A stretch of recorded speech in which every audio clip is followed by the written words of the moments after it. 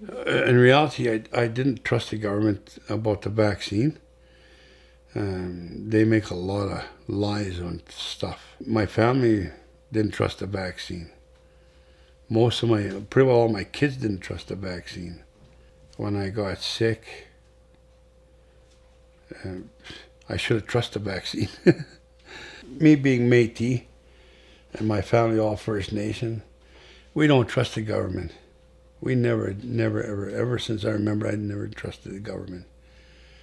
My grandmother never trusted the government. My mom and them never trusted the government. They said too many lies came from them. They speak evil.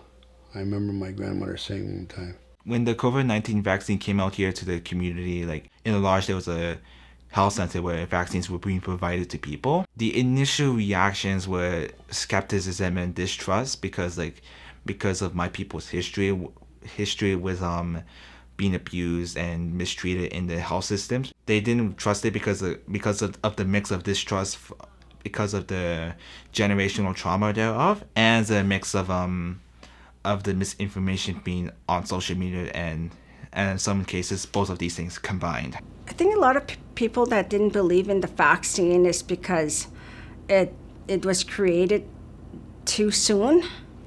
Usually when they're making that vaccine, it takes years, and they said it's too soon. They think something's put in it, and they just didn't trust it.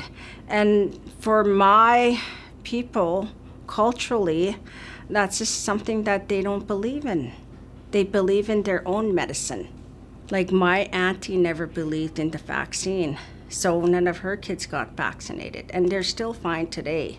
So the mistrust from the government, from the First Nations community, stems back to the residential school. The elders, now that the government targeted for the first vaccine, are now 70, 80, 90, and that brings back the trauma from when they were 5, 6, 7 from the residential school.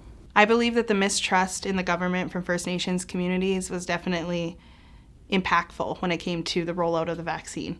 We all know that a lot of the mistrust that comes from First Nations communities to the government stems back from residential schools.